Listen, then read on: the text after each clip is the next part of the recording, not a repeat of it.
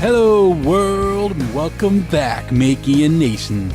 Welcome to another episode of Making It with Chris G, where we have conversations with people in the world of entertainment who are making it from behind the scenes to the spotlight, sharing their stories and insight to help you get one step closer to making it. How's it going, everyone? Happy holidays. I hope you had a great holiday season with all your loved ones and your families, and gearing up for a exciting 2017. I hope everyone has a safe New Year's Eve, and hope everyone had a great finish to 2016 as well. And we have an exciting episode for you guys today. Great way to wrap 2016. We have Ari Herstand today. He's accomplished so much and has a very impressive resume, and we'll go over all of that in just a second, and you'll hear so much in the interview as well. This interview is full of knowledge, bombs, and information. So grab a pen and paper, do it right now, because trust me, Ari is going at 100 miles per hour with not full of knowledge bombs, lots of information, really, really great insight, great tips on the music industry and, things to do, an independent artist should do in trying to build a career for themselves. And he has a really awesome book that just came out. Came out on December 20th, so it's brand spanking new, and it's how to make it in the new music business. And it was already the #1 best-selling new release in the music business, performing arts industry, and entertainment industry categories on Amazon. That's super impressive. This was such a great and fun interview. I could have talked to Ari for hours, and hopefully we'll have a round two. This was the first ever Skype interview, so we recorded this over Skype, so hopefully the audio is up to par and same quality as all the other episodes, but it was the first one we did on Skype. So the great thing is, the great news about now being able to do interviews on Skype, it'll help open up some more doors and opportunities with guests that are not necessarily based out of Florida or not having to travel to go have conversations with guests. So it'll be cool. It'll be a great way to bring extra little variety to the podcast. But really excited for this interview. This interview has so many knowledge and information bombs that we're going to skip the lesson of the week, and we'll continue that on once we get into the new year and start off 2017 right. But I hope you enjoyed this interview. I hope you enjoyed last week's interview, the part 2 with Kevin Stone. That was a really fun series as well. A really great 2-part interview with a talent buyer based out of Jacksonville, someone with a lot of history as a talent buyer and concert promoter. He comes from a great lineage of promoters that he's learned from that have been his mentors, such as Bobby Rossi at Ruth Eckerd Hall and the Capitol Theater in Clearwater and Tampa area. And also Bobby Rossi was trained by a guy named Jay Valentino or John Valentino that you guys should be familiar with. He's a legend in the concert and promoting business based out of South Florida, and he works with AEG Live, and he is the president of the Southeast office for AEG. So a really great podcast interview with Kevin Stone, and if you haven't heard that yet, I really want to encourage you guys to go back and check that out, because he had a lot of great stories, a very great storyteller, and a lot of great history, so much good insight on promoting concerts. I love his philosophy on promoting concerts and the importance of building relationships. So if there is a lesson for the week for 2017 going into the new year, I really want you to focus the new year on building relationships, because besides being patient, consistent, doing the unwanted jobs, building sincere and good relationships and giving to those relationships. I mean, you've heard it on all the podcast episodes so far. If you've been listening already, or if this is your first one, almost everyone talks about the importance of relationships. And Ari mentions it in this podcast too. I'm sure it's in his book as well. And I can't wait to read the book. But let's get into the interview with Ari. I'm going to read you guys his bio. Just a quick little short version of it. But most musicians now know Ari Herstand as the guy who helped them fly with their instruments, book national tours, get songs placed on TV, and make more money with their music career without the help of a label. Ari Herstand's music business advice blog, Ari's Take, was nominated by the LA Weekly as one of the best music blogs in Los Angeles, and has become a go-to resource for DIY musicians worldwide. As I mentioned earlier, he just released his brand new book. Just came out December 20th. Will be a great last minute late Christmas gift or holiday gift. But the new book is called How to Make It in the New Music Industry. It is already a #1 bestseller in its category. Ari Herstand is also a DIY musician who has played over 600 shows around the country, has opened for and toured with artists such as Ben Folds, Cake, Matt Nathanson, the Milk Carton Kids, Ron Pope, and has performed on Ellen, had his music featured on countless TV shows, commercials, and films. He currently fronts a funk band called Brass Roots District and is a member of the acoustic trio Young Canyon. He has such an impressive resume. He has so much value and gives back to fellow musicians and helping them find ways to make a living with their careers. Again, another man of service and giving back to the community. I'm really excited for this interview, so let's get to it. I hope you guys enjoy this episode with Ari Herstand.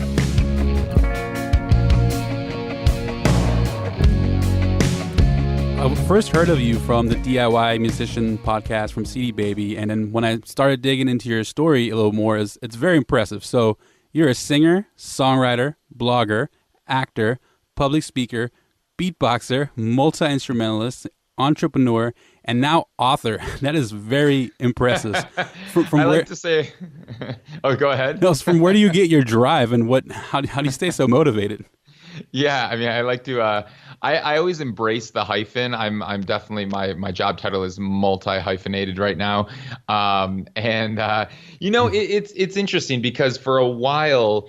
I would say for probably 6-7 years, I was 100% doing 100% music 100% of the time, and 100% of my income was from music over that time period. And it was really when I kind of moved out to LA and I kind of got my footing here because I started my music career in Minneapolis, and I was working at Starbucks when I first started my music career, and then I quit Starbucks and kind of did music full time and toured a lot, and then I moved out to LA.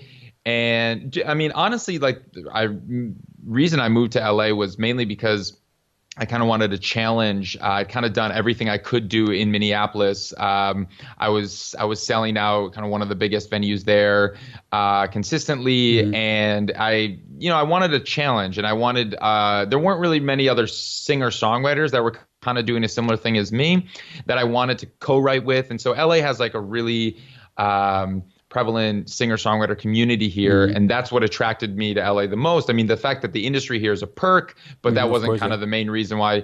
I mean, the main reason why I moved out to LA was honestly the winters. If you've never experienced a Minnesota winter, you don't know what I'm talking about. But it's. But after a few years of being here, I realized that LA is interesting in the sense that,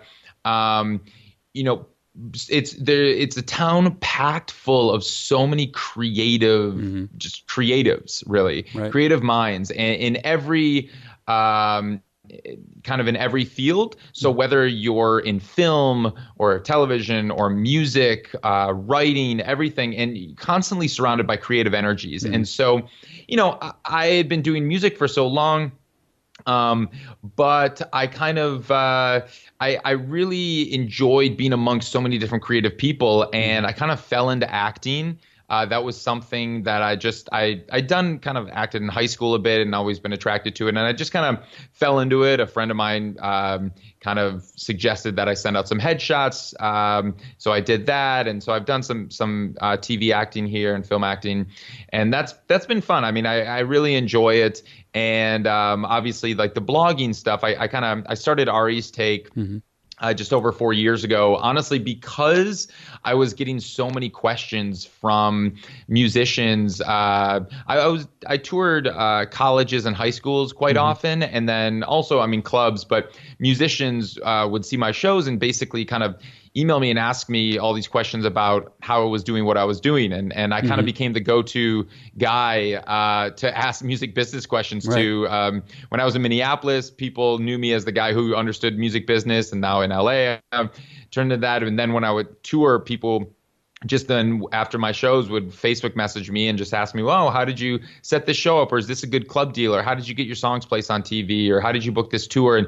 And I tried to respond to everyone I could, but then it got to a certain point where I just didn't have time to get back to everyone. Mm-hmm. So I kind of, we built Ari's Take, and I threw up all the blog articles there. And the reason that I kind of kept that going was because so many musicians, I guess, told me that it was really helping them and helping their music careers. And so I felt like initially the idea was just kind of put up all the articles of the most frequently asked questions that I was getting. And instead of responding to people, I just say, point them to the post online and say, oh, I talked about this here. But then people kind of started spreading it around, and really, I almost kind of felt like a duty, a responsibility to keep Ari's Take going because it was helping so many people. So from that and from acting and obviously still doing music, I just kept adding a hyphen to my job title. And, one after another. And I think above all, it's just like, I guess it wouldn't be completely accurate to call myself, it's interesting because I've always considered myself a full-time musician ever since I quit Starbucks, but now I'm doing so many different creative outlets. And so I think, my true goal is to really make a living doing something I love. And everything that I'm pursuing is a creative outlet for me. And it is something I love. And so, so I guess it's what keeps me going. Back to your initial question, like how did the drive? It's because I'm focusing and working on stuff that I really enjoy doing and that I'm really passionate about. Yeah. So, like Ari's Take was never really a money-making outlet for me. Like I didn't make any money on the blog, and it just kind of blew up and started to get passed around. And when I heard that it was helping so many musicians, that inspired me to keep it going. And so that wasn't really a revenue generator, but it was really just something that I wanted to, I really, at the core of everything, and the reason why I wrote this book was because I wanted to see hardworking, talented, passionate musicians succeed. And I wanted them to have all the information necessary to help their careers grow. So, I'm a musician. I'll always be a musician, and I'm still actively pursuing a music career. But I have kind of, added on some job titles that really go with what I'm passionate about, and that includes helping other musicians succeed. Yeah, it's so awesome. I mean, I really love that how much you give back to the community. It's the whole 51-49 rule, right? Give more than you ask. I mean, even though you weren't making any money from the blog, you were giving so much back to the community, which is awesome. It's really cool and inspiring. And I want to talk about the book for a minute, and I also want to dive into your story. But on December 20th, the new book comes out, How to Make It in the Music Business, Practical Tips. In the new music business. Sorry about that. Practical tips on building a loyal following and making a living as a musician. So without giving up too much of your story, what was it I guess you kind of answered it already, what motivated you to write the book, but what is the new music business? What is that all about? What's different about the music business now than just a few years ago?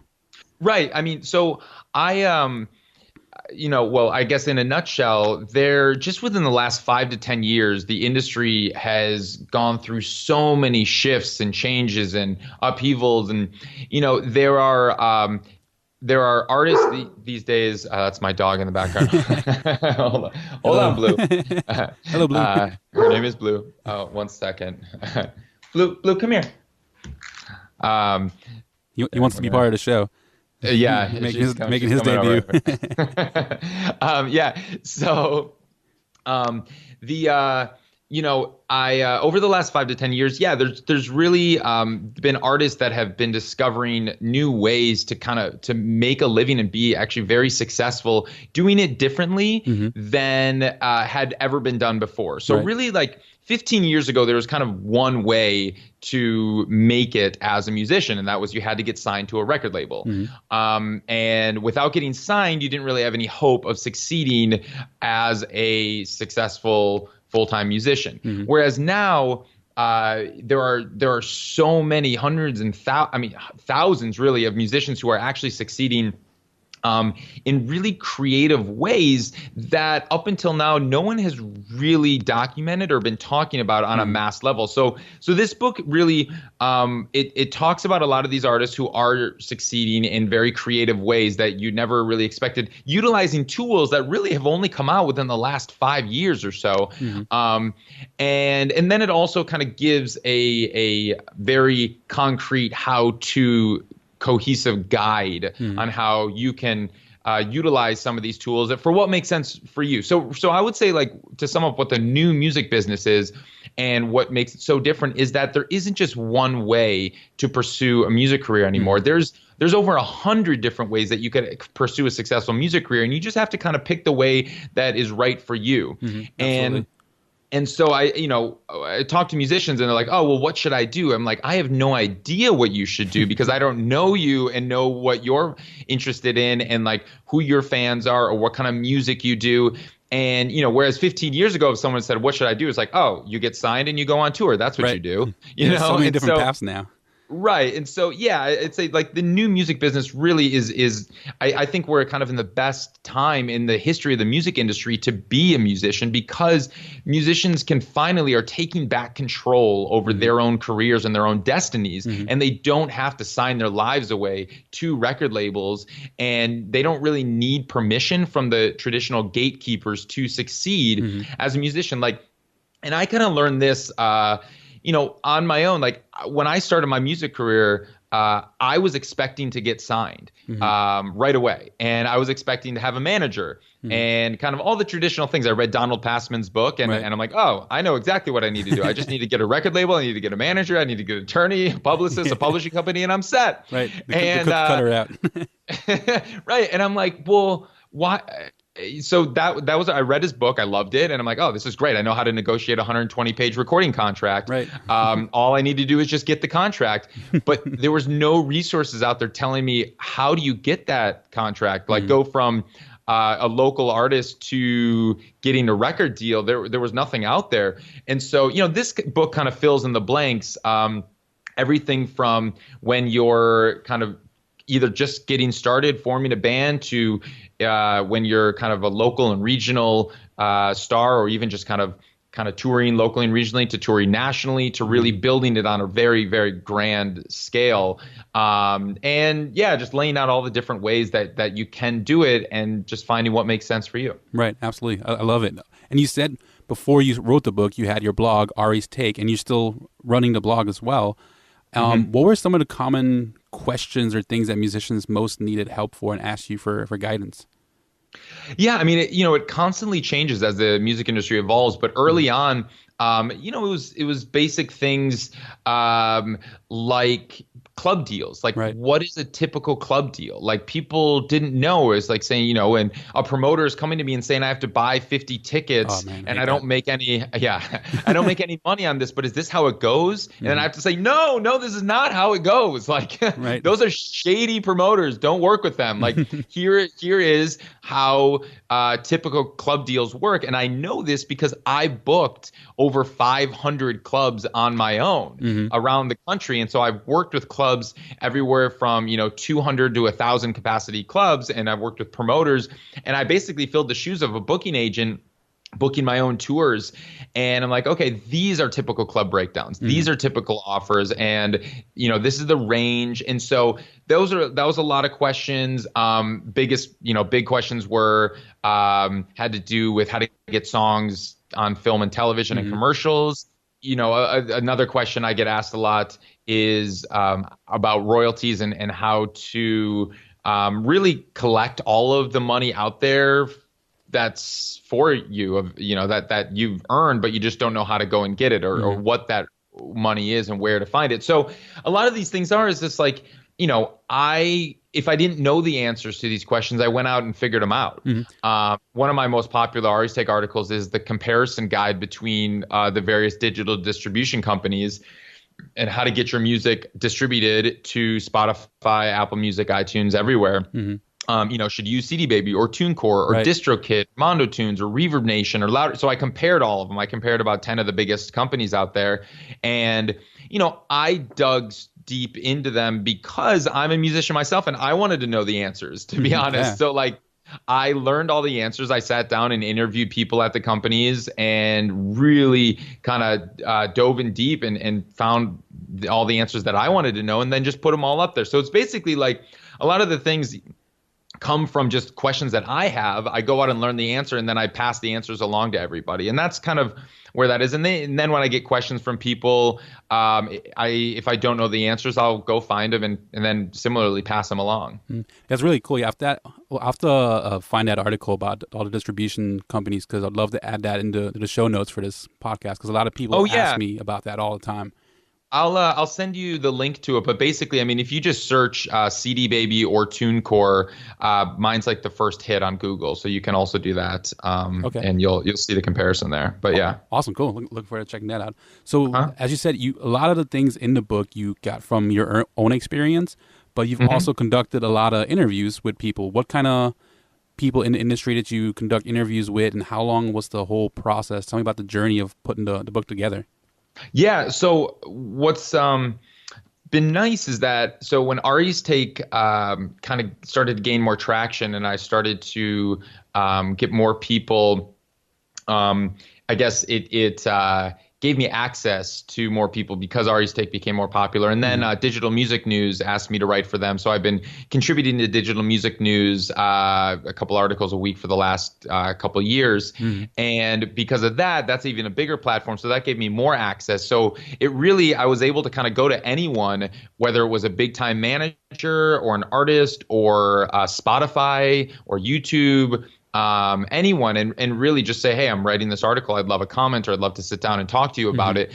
And so I would say I started a lot of the book research long before I even got the book deal. Because of writing these articles for Digital Music News covering kind of the macro industry, but then Ari's Take covering kind of the granular stuff about what indie artists need to know.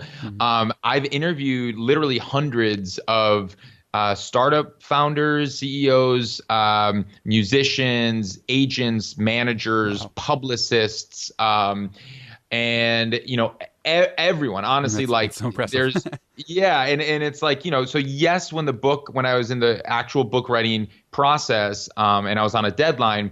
I was continuing to interview people, but really a lot of those interviews came just from me writing articles over the years and trying to get the answers. So like when I wanted to, like I said before, figure out should I use CD Baby or DistroKid or TuneCore or Reverb Nation, I literally sat down with people at every company and talked to them about it. And then when I wanted to find a market research company to figure out, how to test your songs in the market and have people review them, I sat down with the founder of AudioKite and we talked about it. And he's like, yeah, for $30 you can get 200 people to review your song and make comments on it and say, what would be good for licensing. I'm like, oh, this is brilliant.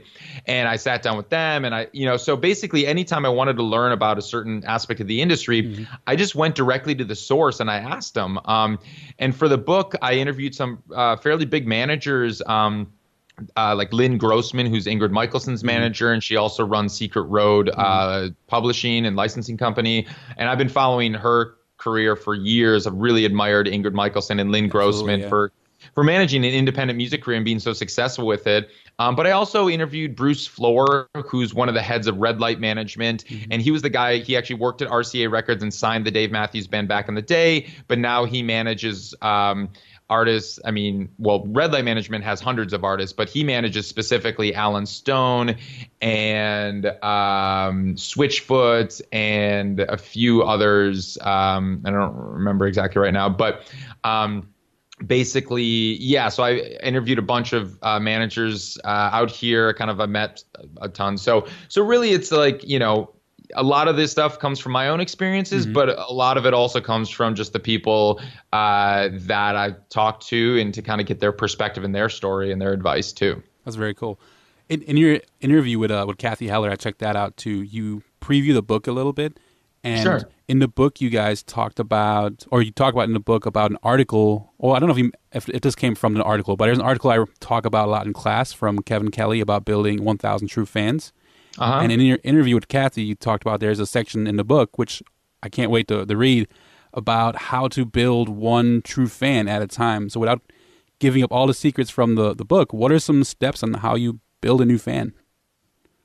Absolutely. I mean, well, the thing is, I think at the core is what you want to think about is you want to get small, and it is about building one fan at a time. And because early on, just from starting a music career from the ground up in your local town, let's say you just form a band or you're a solo artist or you're just getting out there and you have 0 fans right now. Everybody starts with 0 fans. That's what you want to remember. Yeah. Everybody started with 0. Yep. So it's going from 0 to 1.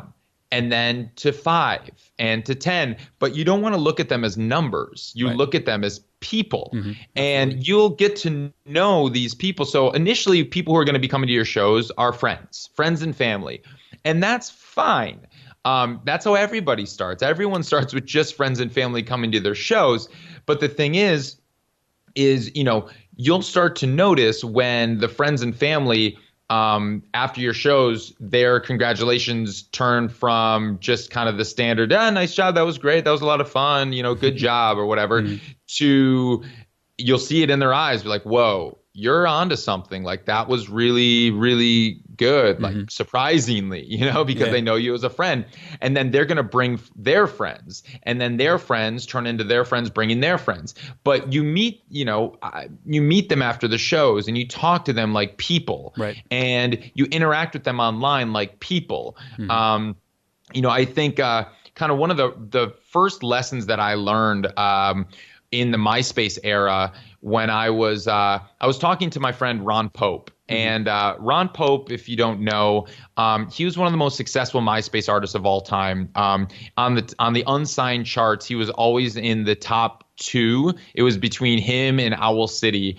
And he had over 70 million MySpace plays. Now he has over 100 or 200 million YouTube plays. He sold over 2 million downloads on iTunes. This is all totally independently. So awesome. We were chatting years ago. This is like before all the success. It was like right when he started to pop on MySpace, and he was getting millions of plays. And then people were covering his song on YouTube, his big song. And I asked him, we became friends because I literally searched for musicians in New York, singer-songwriters in New York that I could like trade shows with basically when I came to New York. And he just happened to have a show in a cafe, and I hit him up on MySpace. I'm like, yo, can I open this show? And then I'll book you at this festival in Milwaukee that I'm booking. He's like, yeah, great. Perfect. Sounds awesome. And then we became friends. And shortly thereafter, he exploded. And I asked him what tricks are you doing? How are your fans growing so rapidly, and all these kids are covering your songs on YouTube? Did you bribe them? Are you paying them? What are you doing? What's the trick? And he's like, well, there's no tricks, but what I am doing is that I in the era, remember, you'll remember MySpace, but some people don't. In the era of MySpace, where every independent artists tried to make their profiles look like a major label was controlling it, and they tried to maintain this mystique, and they tried to make themselves look a lot bigger than they actually were. This was MySpace, right. And I did it. Everybody did it. He had a bio written in first person. He wrote it, and he responded to everyone who sent him a message on MySpace. He wrote back to them, every single person. That goes such a long way. And the thing is, it's like, you think it's like, well, what is that? That's just 5, 10, 20 people. What does that do? Well, what it does was, in a time when all the musicians were trying to be standoffish on MySpace because they thought that's what made them look cool. He went another way, and he responded to people. So when a music fan, they MySpaced 10 of their favorite artists, or their favorite MySpace artists, whomever, and only 1 got back to them and 9 ignored them because they're too cool or whatever, that fan is going to pay attention to the one who gave them the time of day and actually Absolutely. responded to them, and they're going to tell all their friends that this person responded to their message, and this person is great. You love them that much more when you get a personal connection. So it's the thing is this, like, yes, it's one thing to like somebody's song, but you go deeper and really they're going to become fans of you as the person, as the artist. And until you get to like superstardom level, you have the time to respond to people, and you have the time to take time after your shows to go back and meet them at the merch table, take photos with them, Absolutely. sign autographs, or just like treat them like human beings. And that's the thing, like, honestly, that goes a long way. And, I have people who come to my shows who don't even like my music.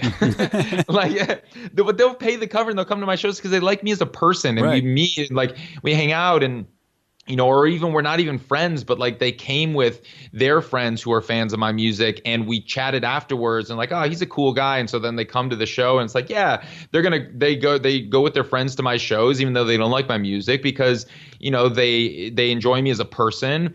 And they are kind of, that's now the crew that kind of goes to my shows and stuff like that. So I think, to just like kind of summarize really that section of, it really is about building one fan at a time, and how to treat each fan as a person, and understand like where they're coming from. And so, like that MySpace story obviously is outdated and things have evolved and changed, but like that was kind of the epiphany that I had. It's just like, if you do things a little bit differently, you excel much faster. Absolutely. Yeah. And Ron Pope was doing it differently, even though his music, I mean, he's a great songwriter and his music's great. But he wasn't like reinventing the wheel here. He's not Radiohead, and he's not doing that kind of stuff. He was doing singer-songwriter music, and but the fact that he did his promotional outlets, even though he didn't consider a promotion at the time, was different than everyone else was doing it.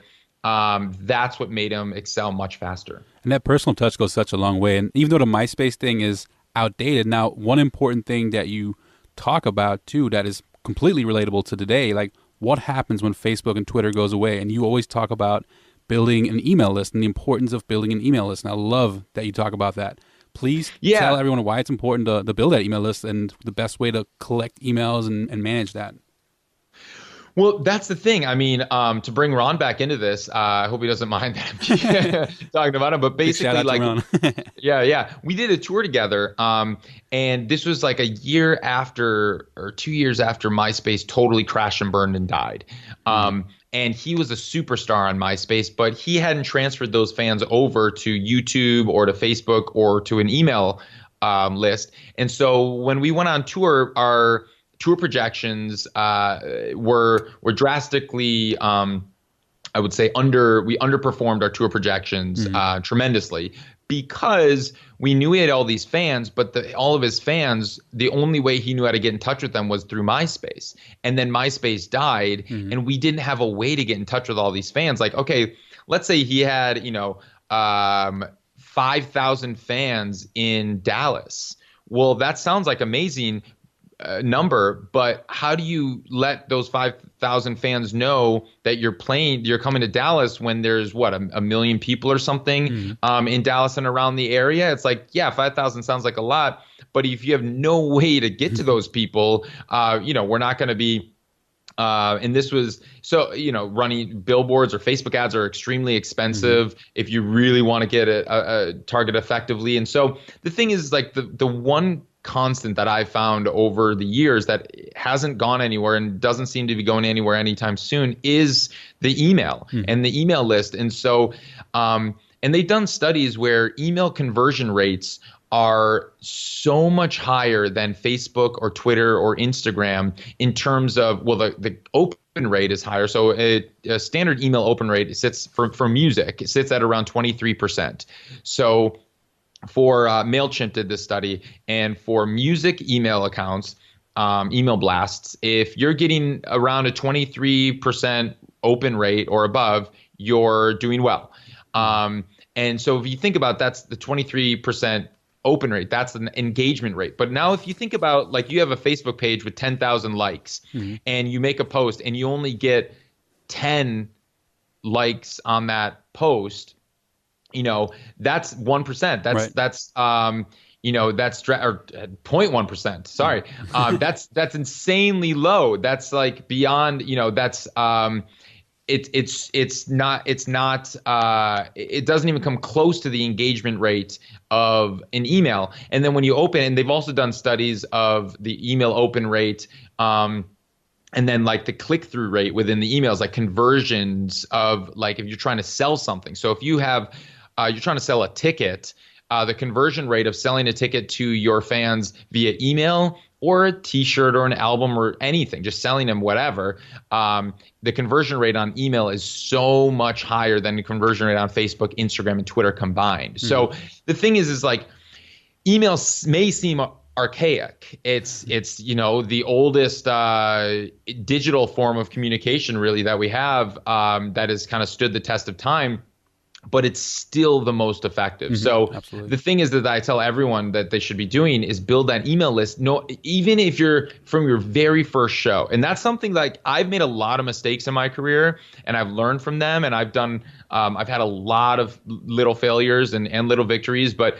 the one thing that I kind of did from day one was I always had a clipboard at every show I played, mm-hmm. from my very first coffee house show in front of 20-some people to playing in an arena in front of 3,500 people to everywhere in between. I had the mailing list sign up, and I just grew that. And so, mm-hmm. sure, I got maybe 5 names at the first show and 10 at the next. But mm-hmm. over the years, that turned into thousands upon thousands mm-hmm. of names. Absolutely. And that's the reason that I'm able to kind of sustain and keep it. Like Kevin Hart, who... Kevin Hart, he attributes selling out Madison Square Garden the first time that he did it to his email list. He said, like, through the comedy circuit club grind over the years, he kept building an email list, and he said that was his most powerful tool. Mm-hmm. Jamie Foxx, back in the day, he was doing the stand-up circuit before there was email, mm-hmm. and he would get everybody's pager numbers. So Jamie Foxx was getting people's pager numbers, and then it would page everybody. Yeah, it would page everybody when he had a show, and people would show up to the show. So it's like, you think of those kind of creative ways to do it, but really it's like at the core, like Facebook.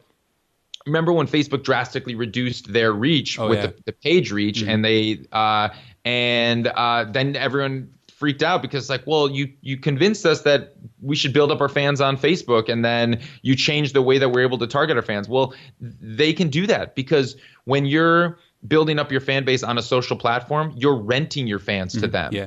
You own your fans' email addresses. Exactly. So you know that like. Platforms can change their terms of services anytime, and they may die, they may change. So the email is the only constant that you really have. And you take the control in your hands when you have the email address or pager numbers or whatever it is. I love that, those stories. It's really cool. Yeah.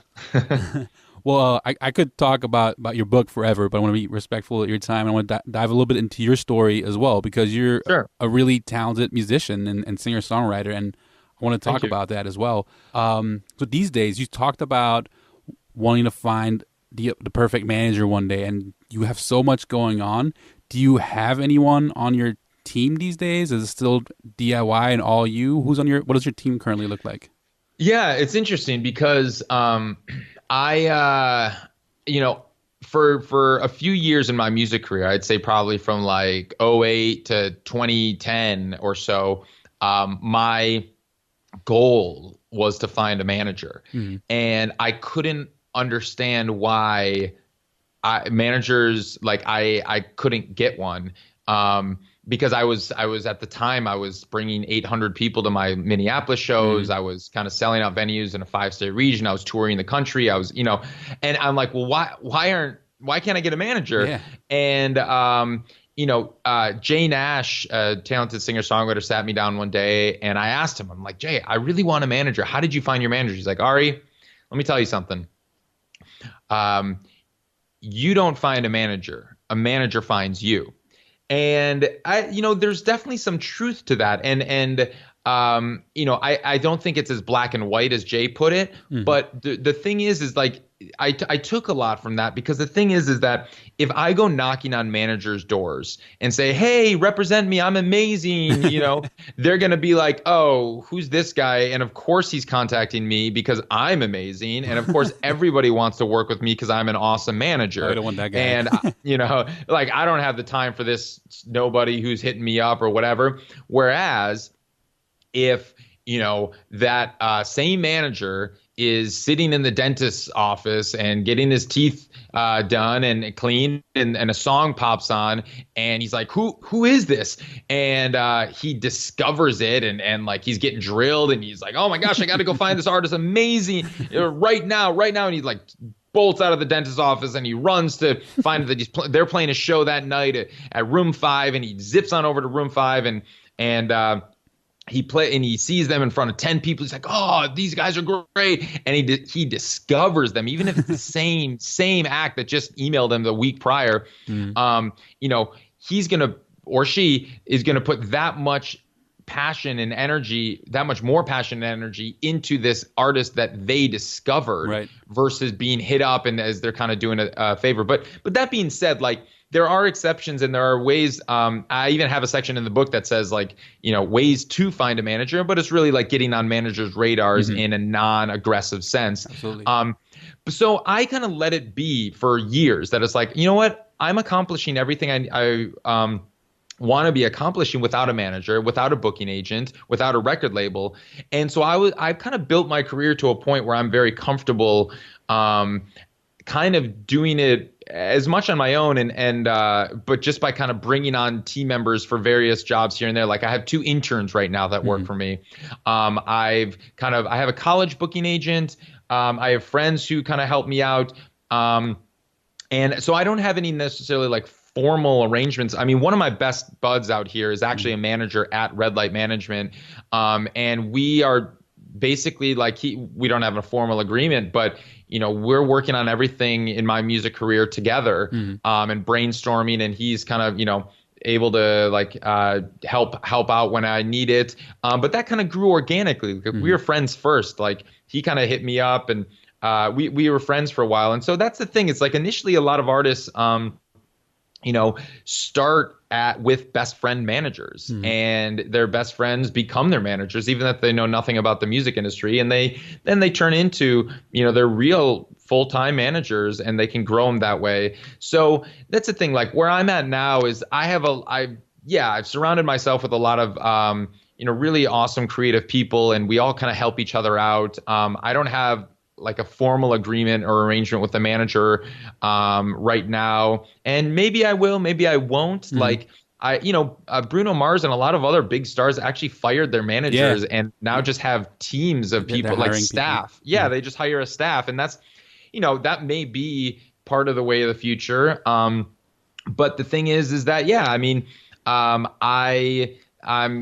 pretty content with kind of where things are going right now, and I'm happy with what I'm accomplishing. I'm always looking forward, but I kind of made a thing to myself and over the years, and I had been approached by some interested parties over the years, but I said to myself, I won't sign with a manager unless this manager is as knowledgeable about the music industry as I am, and as passionate about my music career as I am. And that's a high bar to for anyone, because I've kind of built now my career as being incredibly knowledgeable, and they're not to toot my own horn, but I wrote the fucking book on it. Like, right. It's really tough to compete with that. I know. I spent hundreds upon hundreds of hours like researching and learning the music industry in and out. So there aren't many people that are more knowledgeable. Of course, there are plenty of people who are more knowledgeable than me in certain areas, and I consider myself a student first. I'm always looking to learn, but as like a kind of as the macro kind of a grand level, it's just like managers that would be coming to me, I'd have conversations about royalties, or I'd have conversations about this and that and Harry Fox, and a lot of the times it was like way over their heads. I'm like, man, like I want somebody who knows this stuff better than me. Like that's what I want. I want someone that can like help guide me.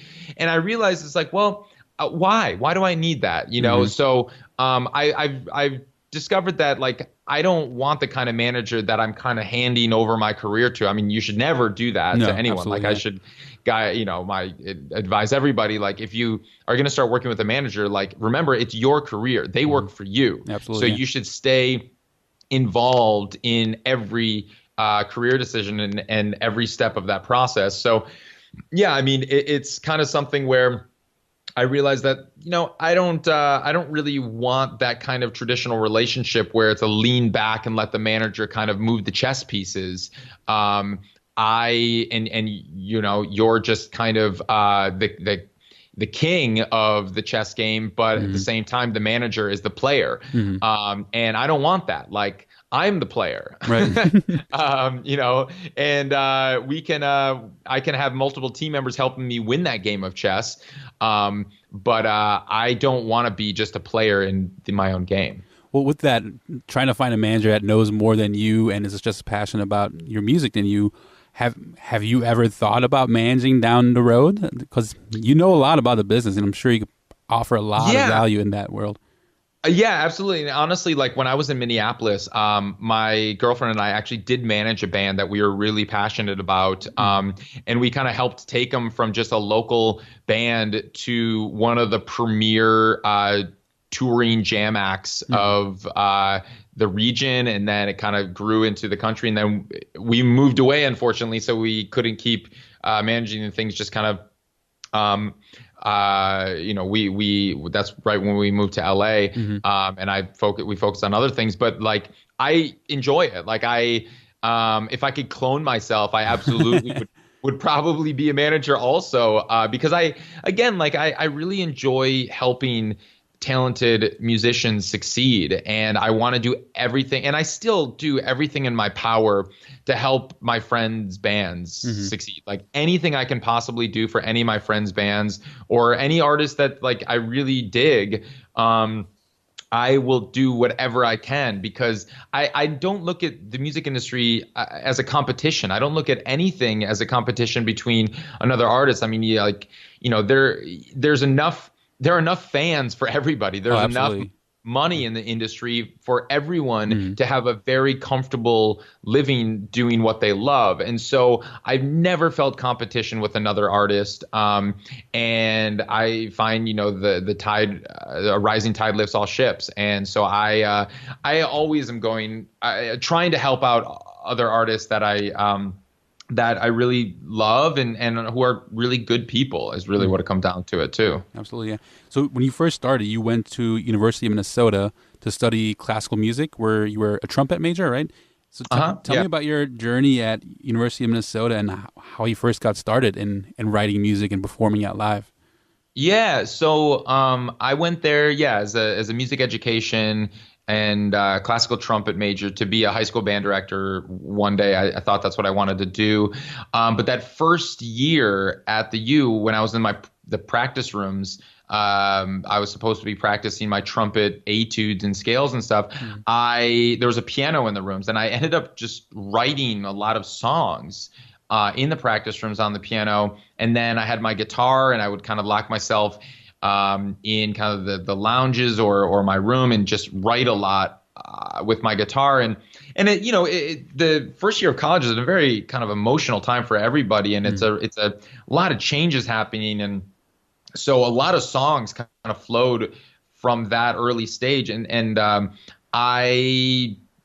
I had been in a band in high school, but it was kind of like a ska funk band, and I was playing trumpet primarily in the band and singing backups and not really doing the solo thing. But I stumbled into a coffee shop that had a singer-songwriter performing, and I asked the barista if I could get a gig there, and he opened up the calendar book. He's like, "Yeah, how's October 10th?" I'm like, "Yeah, that sounds awesome." He's like, "Yeah, you get all the coffee you could drink." I'm like, "Perfect." Sounds great. And so I did that show, and that first show, my roommate at the time, he was a cellist. We were living in kind of the arts dorm, and so everyone on our floor were artists. But he was a cellist, and he had this mini disc recorder. If you remember that, that was hot for like 27 months. Yeah. So he recorded our performance, and he also played a little bit on it. And this was my first solo acoustic performance ever. And I listened back to it. I'm like, I don't really suck that bad. Like, I don't, I think it's important always to listen to your shows, like record yourself and watch yourself, because when you're in it performing, it feels and sounds completely different than when you're off stage and listening to it after the fact, and you can analyze it better. And, I wasn't amazing. Listening back now, I wasn't very good, but at the time it's like, okay, like this is okay.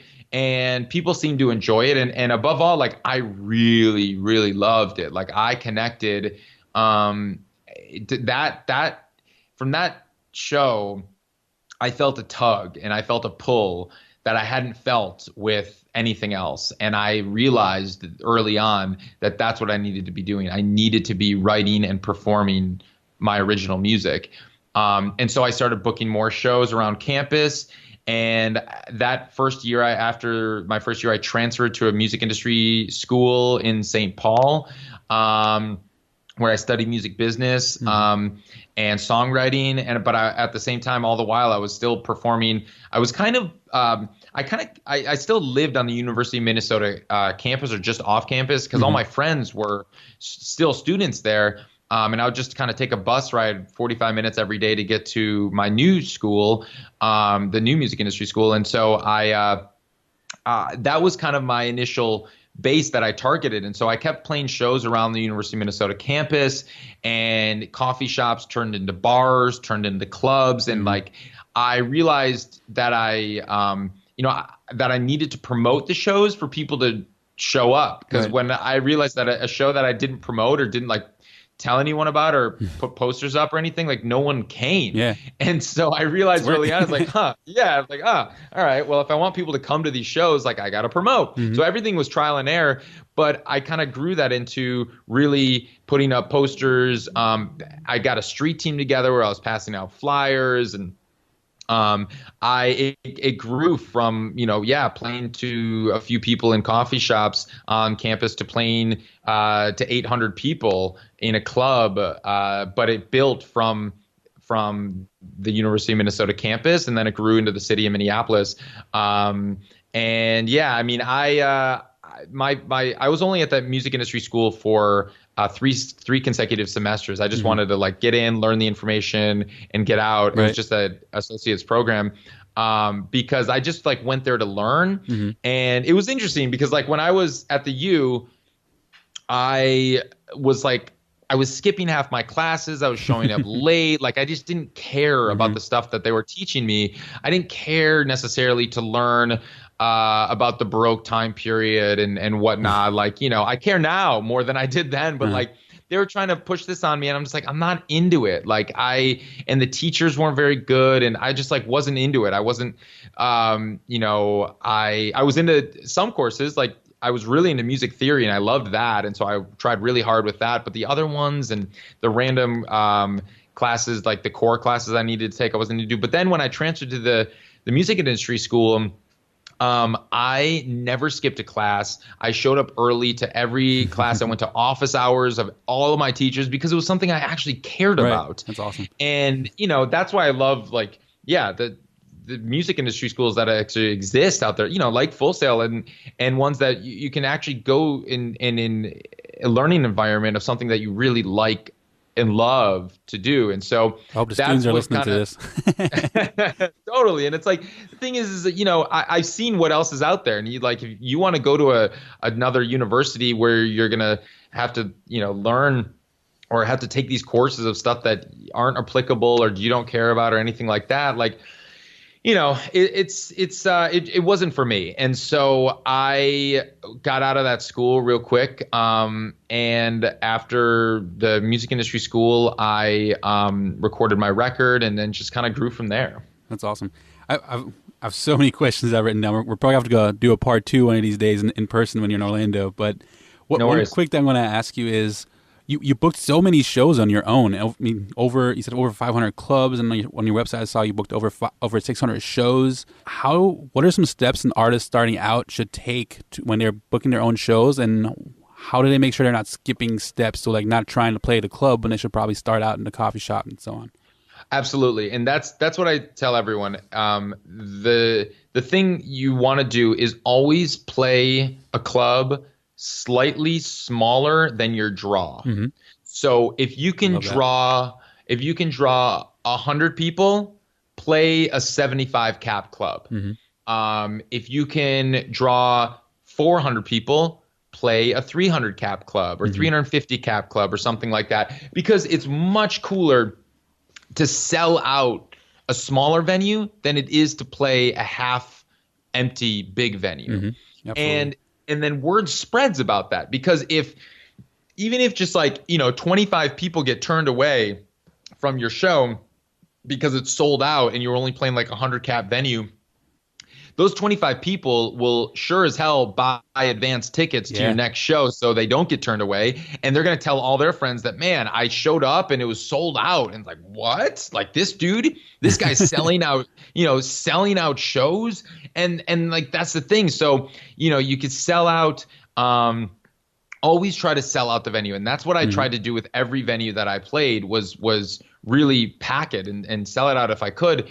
That's much more realistic in certain markets than others in terms of like where your base is. But it's some cities I only could draw 50 people, and there aren't 45 cap rooms necessarily in every city I went to. So, sometimes I play a 150 cap room and only 50 people showed up, but it felt okay in there.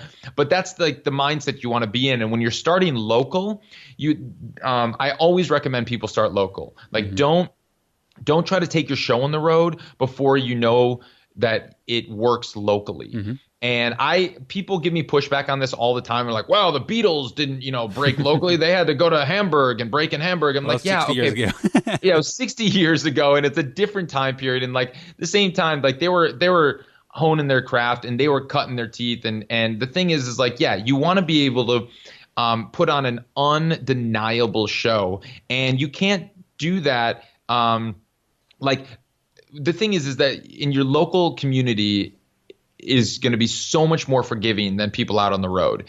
And so you can grow in your local scene. So your first few shows, you're not going to be very good. However, you cut your teeth kind of performing. And when you're first getting started, that's something like you should perform out everywhere and anywhere to just get that experience. And then once you actually at a place where people are coming back to your shows, not because they're friends or family, because they actually really enjoy what you're doing, and you start to notice that there are more people in the room that you don't know than you do, and then it's like, okay, then it's time to start to plan out your big local concerts.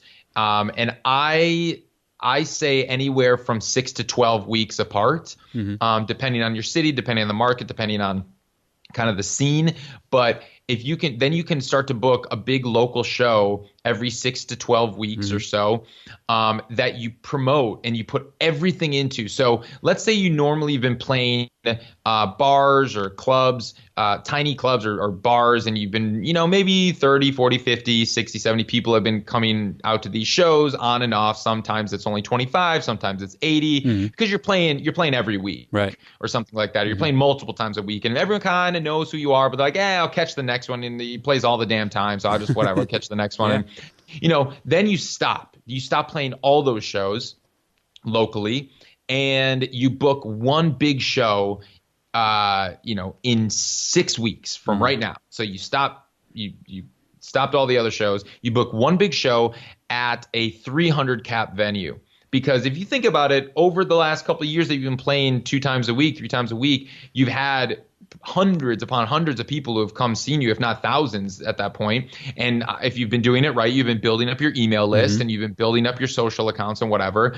And then you rally everyone around this one big show. And it's good to make it an event. So yes, like a record release or a big charity event, or you team up with another band in town and you call it some really special, cool kind of show that where there's a theme around it, or make it an event, because that makes it a talked about show and a talked about night where it's not just a 4-band bill on a Wednesday. So, like make it an actual event. And then you rally everyone around this one show. So it's not like, oh, I'll just catch the next one, because there isn't a next one. There's just this one show. And you tell everyone, like, this is the one. And I guarantee you, and I know this for a fact because I've done it, and so many other artists do it this way, that everyone is going to show up to that one show. And people are going to rally around it because it's an event and it's a special talked about night. And that's going to be the time where, then you can start doing that and you're going to sell it out. You'll bring the 300 people to it. You'll sell it out and you book another one 6 to 12 weeks after that. And then you realize what works. And then you can take your show on the road, and then you take that show on the road, and you don't need to build it up similarly in every town like you did locally, because that's not feasible. That's not realistic. But you realize that you got your show to a place that is undeniable and unstoppable. And that is at a professional standard. So when you do play a neighboring city, your show is so good that it stands out above everything else that the live music audience is used to. And that's when they start to take notice, really. Yeah, I love it. It's so much great insight. So I'm going to have a couple of quick rapid fire questions, so shorter questions, and you can answer them quick or however long you want. But I'm going to take one of the questions you've asked. I'm going to turn it back around on you from your song Last Day. If you knew this was your last day, what would you do? Wow, Chris, no one has ever asked me that, and that's one of my biggest songs. Well, I'm glad I asked it. I'm glad you asked it too. I would play music. I know it may sound cliche, but I would get back to, I would probably go somewhere with some headphones, with my phone, and listen to my favorite songs and play them and play some of my favorite songs on guitar. And because I would get back to that place where I fell in love with music and how I fell in love, and get back to that place of love. And that's how I would want to go out, is just stripping away all, even though I become like Mr. Businessman with music, like at the core, like I am, I love music, and like I fell in love with music so many years ago, and I sometimes lose track of that. And so it's I would take it back to the beginning. Awesome. I love it. In your interview with Kathy, you guys talked about, and it's actually one of my final questions I always ask, but you guys talked about making it, basically, and how there's haters out there saying that you haven't made it because you're not Taylor Swift or whatever. And to me, you're making it every day. I mean, you're having a beautiful, awesome career, what you've already accomplished, and you're giving back so much to the community and to fellow musicians. So I love what you're doing and what you stand for. But what is your definition of making it? Absolutely. My definition of making it is living the kind of lifestyle that you want to live, doing what you love. And that is defined differently by everybody. And so, if you're able to really make enough money to live the kind of lifestyle you want by playing music or by doing whatever it is that you love, then you're making it.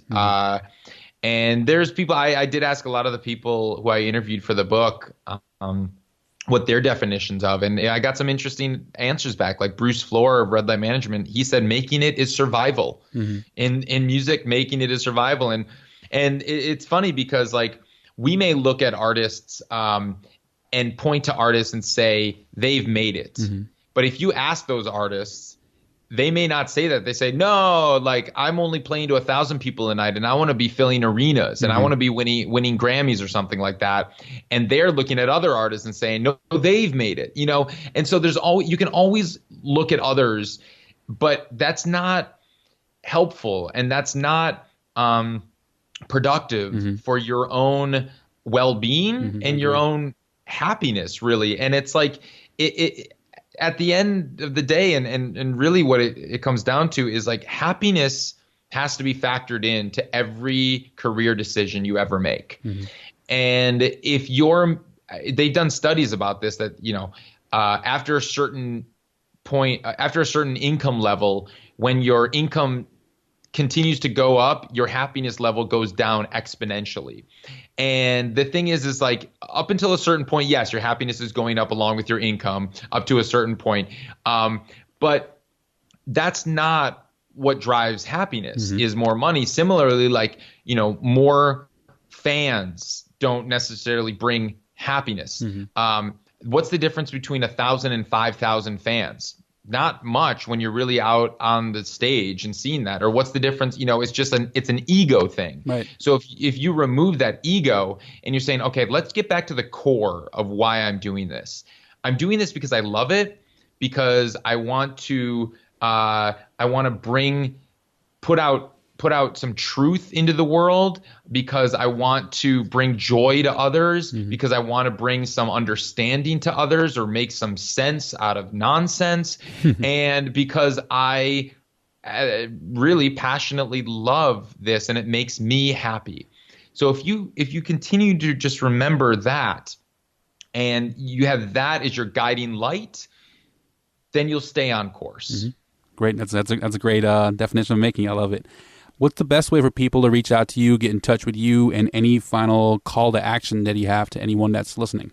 Yeah, I mean, I would obviously encourage everyone to go get the book. Absolutely. And the book, it's anywhere books are sold. So it's Amazon, Barnes & Noble, your local bookstore. I did an audiobook for it. So if you've enjoyed listening to my voice over the last hour, you can listen to me read the book to you, which is actually a lot of fun to read. So it's an audiobook too. And yeah, I mean, I would say, you can go to ariherstand.com, as a lot of my stuff is. The blog is aristake.com. Or if you want to get in touch with me, yeah, you can tweet me at Ari Herstand or at Ari's Take. I do both of those. I'm on Instagram at Ari Herstand, and Facebook, of course. Or feel free to email me. I'm Ari at aristake.com. Awesome. This was great. Thank you so much for taking the time, and I really appreciate everything that you're doing. You're an artist and musician yourself, but you're also extremely selfless by giving back to the music community so much, and to aspiring minds of the business that are trying to learn how the business works. So just thanks for what you're doing, and I can't wait for the book to come out and share this podcast with people and share your book. Right on. Well, my pleasure. Thanks so much, Chris. Appreciate that. So how many pages of notes did y'all take during that interview? And if you haven't, go back and start taking some notes, because Ari had so many great, amazing lessons and such good insight. I love his concept on building your touring history, and playing a market every single week and building up your email list and then pulling out a market and promoting a big show. I mean, so much great insight. I really want to encourage you guys to get his book, How to Make It in the New Music Business. It's out now. Get it on Amazon. Support a fellow DIY musician with a lot of great insight and the passion to help others around him. So get the book. I hope you guys enjoyed this episode. Thank y'all so much for listening. I really appreciate all the support. Thank y'all for sharing the podcast, for subscribing on iTunes, for leaving 5 stars reviews. Please, if you haven't left a 5-star review yet, take a quick second, leave a review. Hopefully it's 5 stars if you guys enjoy this podcast. And please share it with your friends. Keep in touch. We now have a website, makingitwithchrisg.com. If you go to that website, makingitwithchrisg.com, you can find all the show notes from all the episodes. information about all the episodes. All the social media links are there, so I don't have to spell that funky last name anymore. Chris Goizueta. Spell it one more time. It's ChrisGoyzueta. That's my handle on Twitter and Instagram. Come find me. Let's keep in touch, communicate. Let me know what you think about the podcast. If you have already applied some of the lessons you've learned from the podcast, I would love to hear from you and let me know how this information has helped you in your career and your journey. And looking forward to seeing you guys next week in a new year. Wish everyone an amazing 2017, full of success, happiness, positivity, creating great content, and keep trying new things. Be good to people, and in the words of the great Bob Marley, live the life you love. Happy New Year, everybody.